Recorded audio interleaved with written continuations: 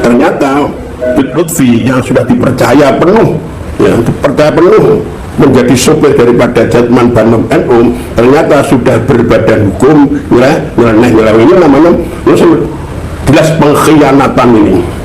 Maka bagi mursyid-mursyid yang di bawah Banom NU yaitu Jatman, monggo kita harus menyadari sifat akhlaknya Lutfi dan ini sudah kita tutup, kita jelaskan sedikit.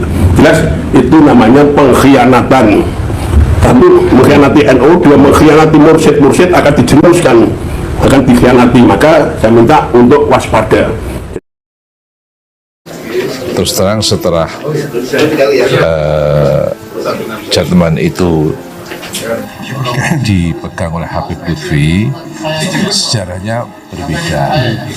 Maka saya ingin supaya segera dikembalikan sejarahnya sesuai dengan tahun 57 itu.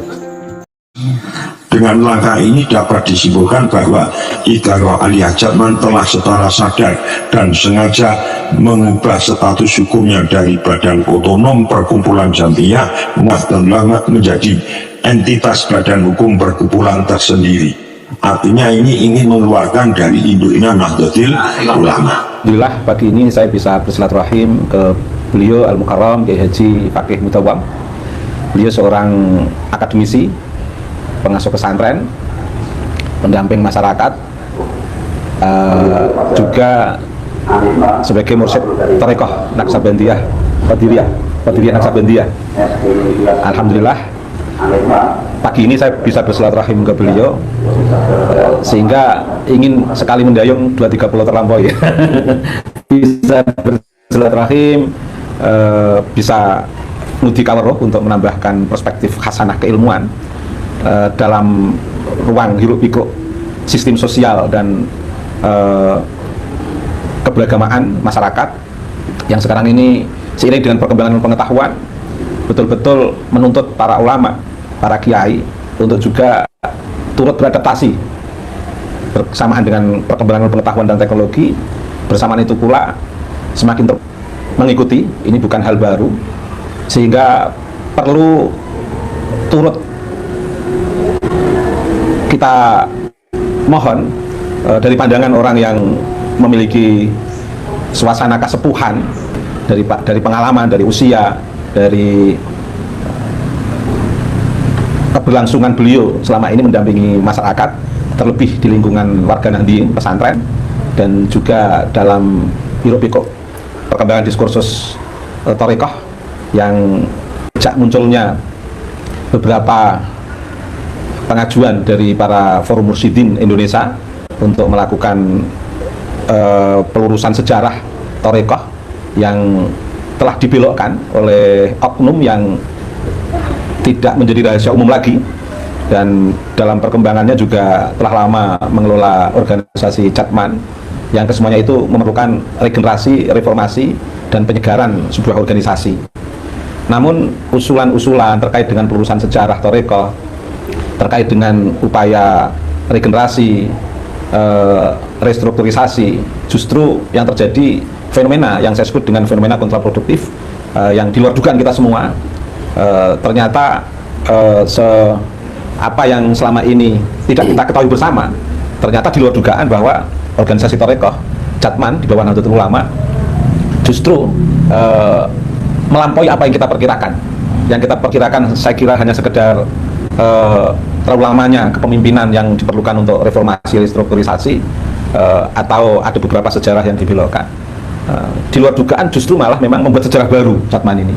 Saya katakan membuat sejarah baru karena di luar koordinasi yang telah lama dibentuk di lingkungan Nahdlatul Ulama, dan ini tiba-tiba membuat badan hukum sendiri atau AHU sendiri yang di luar badan hukum di bawah pengurus besar Nahdlatul Ulama, meskipun dalam legitimasi Jatman di bawah kepemimpinan Habib Lutfi itu masih seolah-olah masih di bawah PBNU, tapi itu hanya lip service secara formal, secara culture, lesan, tapi secara formal justru sebenarnya sudah tidak memiliki keterikatan dengan pengurus besar Nahdlatul Ulama. Nah, fenomena seperti ini saya ingin mohon pada Al-Mukarram Kiai Haji Fakih Mutawam untuk bagaimana berpendapat Kiai? Ya, alhamdulillah, karena kita harus dituntut harus menjawab atau menjelaskan hal-hal yang perlu disajikan oleh masyarakat, utamanya NU, karena mayoritas yang mengikuti atau yang terjebak dalam masalah kehabiban ini adalah orang-orang NU. Kalau Muhammadiyah mungkin sudah tidak ada masalah. Dari awal. Dan lebih-lebih ini urusan Jatman. Ya alhamdulillah. Sebenarnya Jatman saya sendiri pada waktu pertama kali Jatman Sukhbiyah Lasem berdiri sendiri, ini pertama kali saya sendiri yang menjadi mudirnya Sukhbiyah Lasem. Ya, pada waktu itu saya juga mengikuti terus muktamar-muktamar Tarekat. Pada waktu itu juga yang memegang ya tetap Bid Lutfi, ya. Dan sepengetahuan saya namanya Jatman baik itu tingkat pusat, ya, aliyah atau sampai Sukhbiyah dan seterusnya itu tetap Banom, ya, Di bawah PPN. di bawah BPN dan di bawah NU. Ya, kan banyak sekali Banom termasuk Fatayat dan sebagainya itu Banom, dan itu harus sudah ada aturan sendiri. Jatman yang menjadi Banom NU itu saja, Bukan Jatman yang bukan dibutuhkan. Jatman ini. Saya mohon panjenengan harus benar-benar waspada, sebab sudah terbukti Allah akan membuka kebenaran dan akan membuka kebohongan. Ternyata Bid Lutfi yang sudah dipercaya penuh, ya, dipercaya penuh menjadi sopir daripada Jatman Banom NU, ternyata sudah berbadan hukum, nyeleneh ini namanya jelas pengkhianatan ini. Maka bagi mursyid-mursyid yang di bawah Banom NU yaitu Jatman, monggo kita harus menyadari sifat akhlaknya Bid Lutfi, dan ini sudah kita tutup, kita jelaskan sedikit. Jelas itu namanya pengkhianatan. Satu, mengkhianati NU, dua, mengkhianati mursyid akan dijerumuskan, akan dikhianati. Maka saya minta untuk waspada. Jadi yang jelas Bid Lutfi ini jelas mengkhianati NU dan mengkhianati mursyid. Maka saya minta Bid Lutfi untuk mensadarkan diri, sadar bahwa panjenengan adalah, katakan namanya mursyid, harus ingat bahwa ancaman Allah panjenengan pengkhianat. Entah saya itu keras, ternyata begitu yang harus kita sampaikan, sebab sudah sangat sebenarnya kaidahnya jelas kayak al-ahkak wal mustahak. Iya. Al-ahkak mustahak terhadap Jatman ini kan PPNU yang Iya. bukan Habib Lutfi. Dan ternyata ini Kiai, selama 2 tahun terakhir ini Habib Lutfi itu ternyata sudah tidak koordinasi, seolah-olah independen murni, tidak interdependensi, memiliki keterikatan dengan PBNU, sehingga tidak pernah ada koordinasi dalam kepemimpinan Jatman selama 2 periode terakhir ini, Kiai. Dan memang itu dibiarkan oleh PBNU hanya karena setelah adanya diskursus nasab ini, akhirnya mulai mencuat kritik dari arus bawah, dari komunitas mursyid Nusantara yang betul-betul memiliki basis kemursidan dari akar kesejarahan para mursyid Nusantara yang sudah berlangsung lama. Bahkan sebelum berdirinya NU sudah kokoh bangunan relasi mursyid murid dalam tarekat di Nusantara ini, sehingga sebenarnya sudah memiliki akar yang kuat. Kehadiran Habib Lutfi itu kan sebenarnya kehadiran pendatang baru dalam dunia kemursidan yang kebetulan fenomenanya nyantol di organisasi PBNU yang dalam zona aman, tanpa kontrol kritik dari PBNU, tanpa pembinaan dari PBNU, di luar dugaan. Setelah sekian lama, sejak saya di pesantren ya itu sampai sekarang, ternyata betul-betul mandiri dalam kondisi dalam tanda kutip negatif, di luar kontrol PBNU. Sekarang membuat ahul sendiri. Nah, ini kan sebenarnya menunggu ketegasan dari PBNU, karena sebenarnya fenomena ini sudah berlangsung lama, Kiai. Kira-kira PBNU harus bersikap bagaimana, Kiai, menurut Kiai? Ya, begini ya, karena memang sudah disengaja, sudah diatur oleh Bid Lutfi untuk keluar dari NU, sehingga Jatman yang dipimpin Bid Lutfi sudah berbadan hukum. Ya, untuk PBNU ini saya kira sudah berat untuk mengembalikan lagi. Ya, paling tidak satu, PBNU sadar lebih-lebih masalah sekarang ini. Ya. Sadar gimana? Tidak mungkin Bid Lutfi juga orangnya juga licin, belut. Artinya licin belut gimana? Oh, seperti percaya oleh Jatman, NU malah membuat badan hukum sendiri. Berarti kan memang sudah disengaja. Nah ini gara-gara khusnudan secara gadis itu kan. Maka dari itu saya minta PBNU, ya PBNU ini khusus, jangan sampai jenengan ngotot lebih-lebih muni. Walau aftal muftun, beberapa orang yang memberi fatwa nggak dipercaya, ini gimana? Namanya khusnudon, ini dan ada yang khusnu, ada yang su'ud. Jadi ada khusnudon, ada yang su'udon. Nah, sesuatu yang sudah jelas rusak, sesat, ini haram bukti khusnudoni, kan ada kan? Jadi apa mungkin dari PBNU membiarkan itu? Mungkin satu, apa tidak ada keilmuan dari orang-orang NU untuk membahas nasab itu sendiri? atau memang ya khusnudzon membabi buta itu saja? Kan sudah jelas Al-Quran, wa ma lahum bi min ilmin in ayat tabiuna illa dzan wa inna dzan la yughni minal haqq syai'an. Jadi persangkaan orang yang menyangka orang lain ini mungkin tidak ada ilmu baginya, tidak ada ilmu, termasuk menurut saya ini saya buka tentang tadi siapa PBNU yang khusnudzon ini tidak punya ilmu bapak nasab. Kalau tidak ada ya serah untuk basuh masail dan bukan bisa. Nah, maka yang ditunjukkan hanya khusnudzon. Berarti kan wa ma lahum bi min ilmin iyat tabi ila dzan, ini ono persangkaan. Wa inna dzan la yughni minal haqq syai'an. Zon itu kalau sudah ada kebenaran tidak bisa, kan sudah ada fakta bahwa Balawi itu jelas tidak nyambung dengan Nabi, sudah ada tes Kiai Imad, sudah ada tes DNA dan akhlak mereka tidak jauh dari kebenaran Islam. Ini kan sudah jelas. Kenapa harus di khusnudzon? Nah ini haram, ini tegas haram bagi umat Islam menyatakan, meyakini bahwa habaib dilakukan Nabi sudah terjelas dengan ilmi. Jadi khusnudzon yang tanpa ilmi ini akan menyesatkan. Masalah utamanya terbukti sekarang sudah jelas, mau apalagi sudah jelas khusnudzonnya tidak berfaedah, malah madoroti.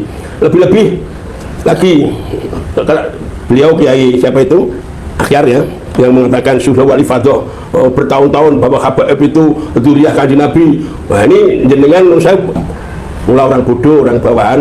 Saya hormat panjenengan, tapi syuhrah jenengan itu syuhrah yang rekayasa.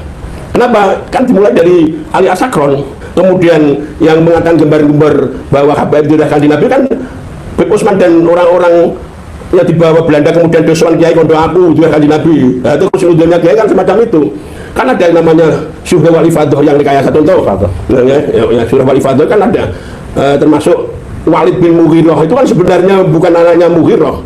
Ya, karena Walid itu termasuk musuh daripada umat Islam. Di situ disifati utul ba'da dzalika kan bahwa Walid itu sebenarnya tidak anaknya Mughirah, tapi anak disambungkan. Pada waktu ayat itu turun, Walid tanya kepada ibunya, "Bu, saya itu anaknya siapa?"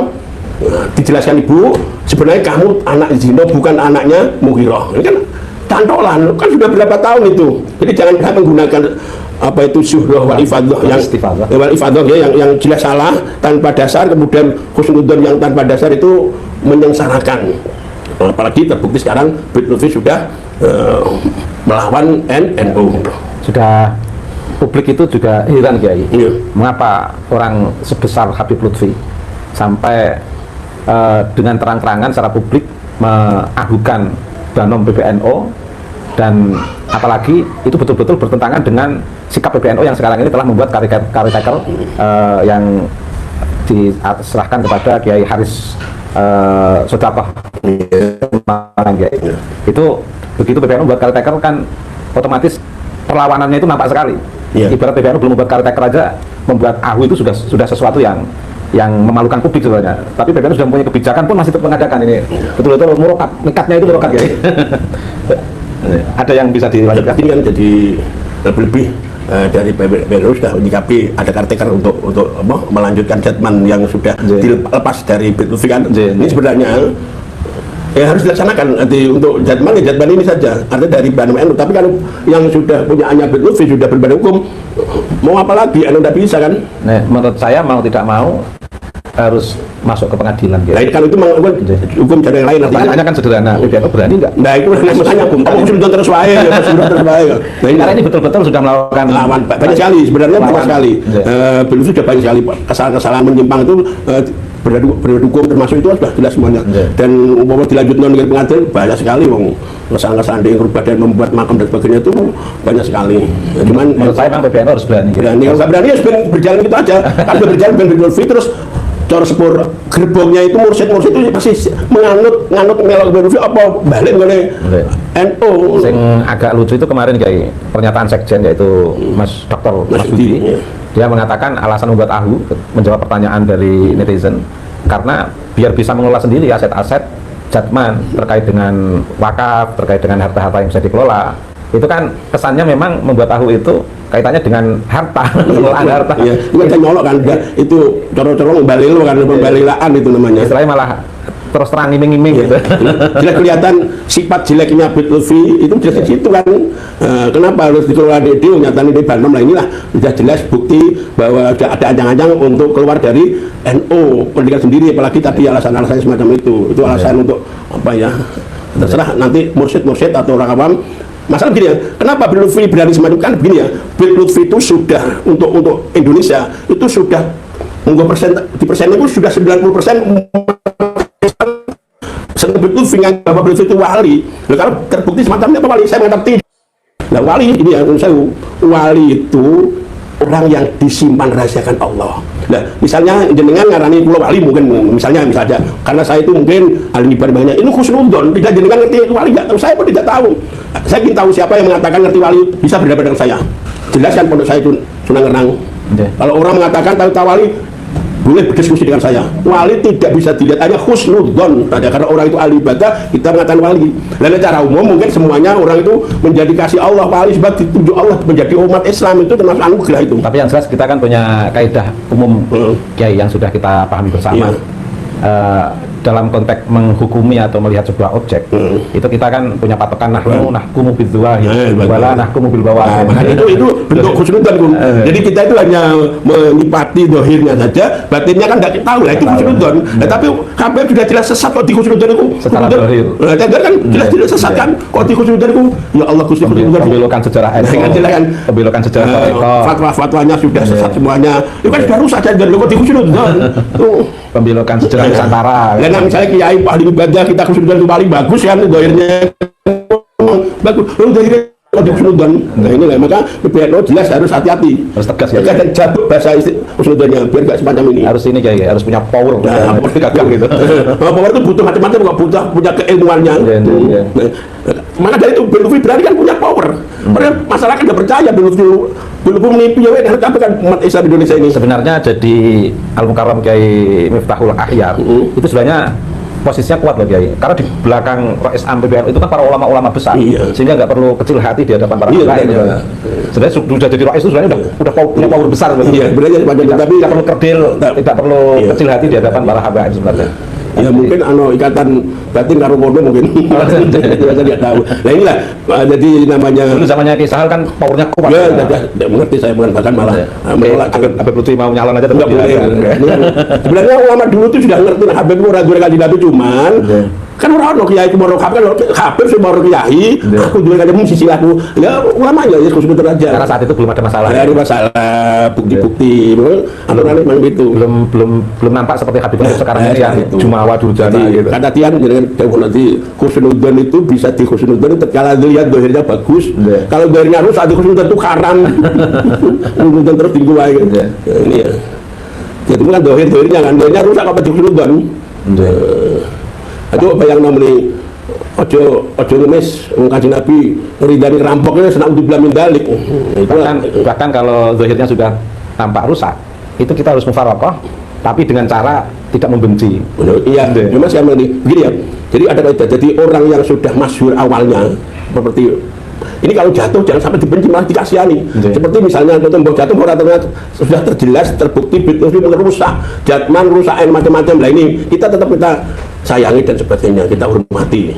Tapi kalau kita yang hormati sebenarnya enggak ngurusi urusan di Bitcoin yang menyesatkan, ya itu malah diusah lagi. Tapi memang itu Kiai, Habib-habib di Nusantara ini itu pertahanan terakhirnya di Habib Lutfi. Ya memang semuanya sudah di posisi lemah. Habib Lutfi kan masih punya power. Itu kan memang teorinya semacam itu. Karena kebetulan Habib Lutfi punya masih dipercaya oleh sebagian warga Nahdien. Sementara yang lain kan sudah tidak dipercaya gitu. Ya paling berat kan itu posisi Habib Lutfi dipasang sehingga kebar-kebar Indonesia NKRI harga mati itu memang kalau dilihat kenyataannya itu hanya pembohongan saja. Ternyata lebih berat mengkritik Habib Lutfi daripada mengkritik Rizik Syihab. Oh jelas, lebih berat mengkritik apa?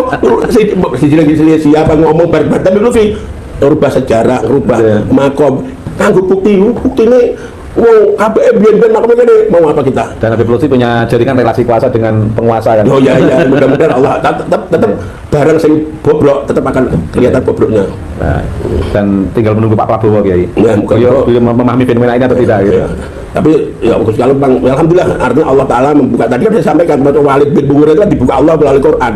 Karena ini sudah ada wahyu, ya Allah Taala merubah membongkar Haliyah Habaib ya mungkin lewat Kiai Matuddin, Kiai Sugeng dan sebagainya, dan kegiatan-kegiatan DSI Bakat LE memang Allah sudah membuka itu, tidak bisa dihalangi lagi. Ya. Kan kemarin ada analisis dari teman, itu kalau Allah tidak menurunkan fenomena Kiai Majuddin Osman, itu nyaris Habaib itu betul-betul menguasai Nusantara ini. Bukan video saya pertama kali saya mengatakan bahwa dengan teori itu kan Habaib kan menjajah. Dulu kan dulu saya sudah mengatakan menjajah sebelum ada orang mengatakan menjajah. Dan sebab Bapak masih mengatakan bahwa Indonesia itu milik Karim, betul menjajah. Dalam posisi akhir-akhir ini hampir masyarakat Nusantara sudah melek semuanya memahami fenomena ini. Tetapi justru yang saya masih heran tuh Kiai, di saat masyarakat memahami fenomena dunia perhabaiban yang sudah dalam istilah saya itu sudah tidak dipercaya lagi masyarakat publik, tapi justru Habib Lutfi dengan apa tanpa beban menampakkan ini perlawanannya secara publik yang notabene itu publik jelas-jelas menyimpulkan dia salah.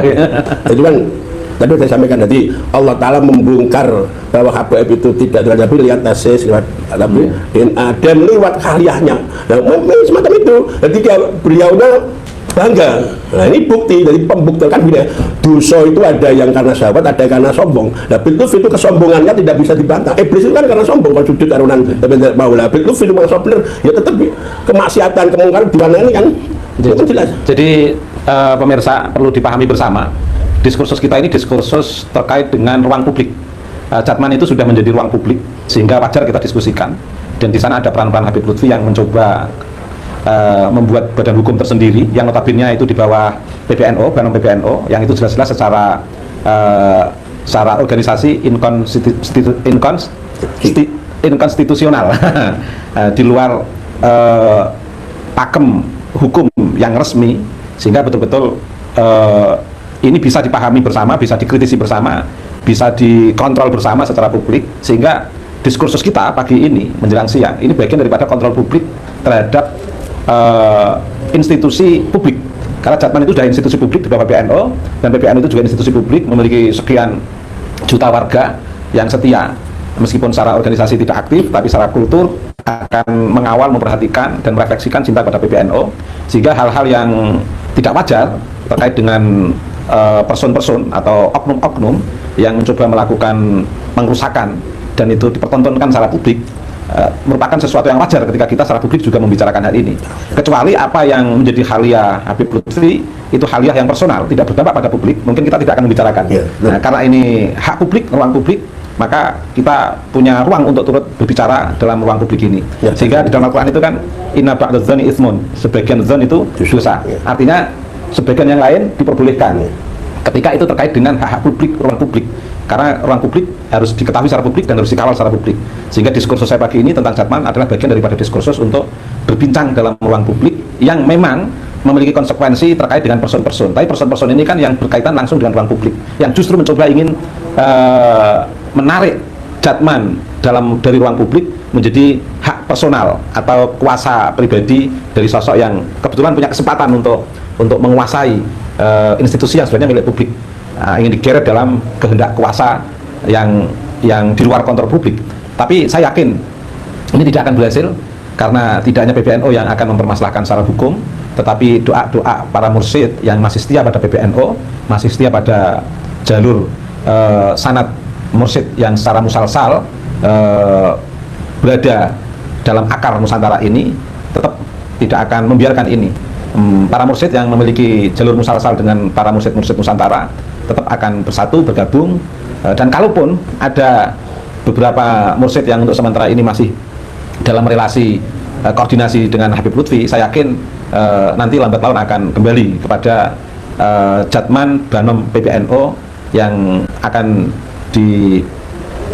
restrukturisasi dalam kepemimpinan yang betul-betul berada di bawah Pengurus Besar Nahdlatul Ulama. Yang pasti Jatman yang selama ini di dalam kepemimpinan Habib Lutfi yang membuat tahu itu sudah di luar Pengurus Besar Nahdlatul Ulama, di luar koordinasi Pengurus Besar Nahdlatul Ulama, sudah tidak memiliki interdependensi atau keterkaitan, karena dia inginnya betul-betul independen murni, dan itu sudah dibuktikan selama 2 periode terakhir tanpa koordinasi dengan Pengurus Besar Nahdlatul Ulama.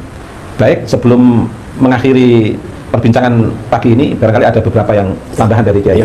Terima kasih. Ini pertama saya tujukan kepada Habib Lutfi. Saya memohon Habib Lutfi untuk sadar, sebab perbuatannya memang benar-benar salah. Kalau saya tarik rodok keras, masuk mengkhianati NU, dengan itu sabar demi kemaslahatan umat dan demi keselamatan panjenengan di hadapan Allah Subhanahu wa taala. Ini satu. Nomor dua, untuk semua mursyid yang di bawah naungan Jatman pada waktu itu masih di Banom, menjadi Banom NU, dan sekarang sudah jelas, sudah kita tahu bahwa Jatman yang dipimpin Lutfi sudah berbadan sendiri, berarti keluar, monggo mursyid-mursyid semuanya kita sadar bahwa kita itu awalnya memang orang-orang Nahdliyin, orang NU, dan kita Jatman kita, Thariqah kita bersatukan, kumpul nenggone NU. Jadi kita monggo kita sadar, jangan ikuti muktamar yang akan diadakan oleh Jatmannya Lutfi. Ini bukti menunjukkan bahwa jenengan benar-benar cinta pada NU, dan selama ini NU sudah dikhianati oleh Lutfi dan teman-temannya mungkin. Ini kemudian ketiga, saya mohon PBNU jangan selalu menggunakan husnudon dan sunnah. Itu sudah katakan sudah tidak berilmi dan ilmiah. Itu menyesatkan NU sendiri. Ini jelas. Yang saya baik PBNU atau NU yang di bawah, apalagi kemarin saya tahu ngaramno, mana itu yang ngaramno tujuan kedengar Habib, tidak ada orang Islam kedengar Habib, tidak ada, cuma Habib tingkahnya yang tidak kita tidak benci, tapi meluruskan sejarah. Jadi saya PBNU, saya ulangi lagi, jangan gunakan husnudon yang tanpa ilmu, ini membahayakan. Dan syuhrah yang harus dengan ilmu, jangan sampai tanpa ilmu ini yang akan, ya mudah-mudahan umat Islam tahu bahwa teman-teman termasuk Kiai Madu dan sebagainya bukan berarti melawan benci dengan Habib, tidak, tapi kita diwajibkan tatkala ada keraguan itu benar ya Habib atau tidak, kita wajib untuk meneliti ini wajib untuk meneliti. Jadi insya Allah teman-teman yang mengkaji kebenaran habaib, dan sudah jelas habaib tidak diuraikan Nabi, mau apa lagi, sudah jelas. Ini dari saya, kalau apabila ada mungkin keterucut lisan saya mohon maaf, utamanya pada PBNU, karena saya ya juga orang bawahan NU bagian Isor, tapi saya juga berhak untuk mengingatkan kepada PBNU, ojo metendeng aku husnudzan dan syuhrah. Itu. Assalamualaikum warahmatullahi wabarakatuh. Saya berniat silaturahim ke beliau karena kangen lama tidak bertemu.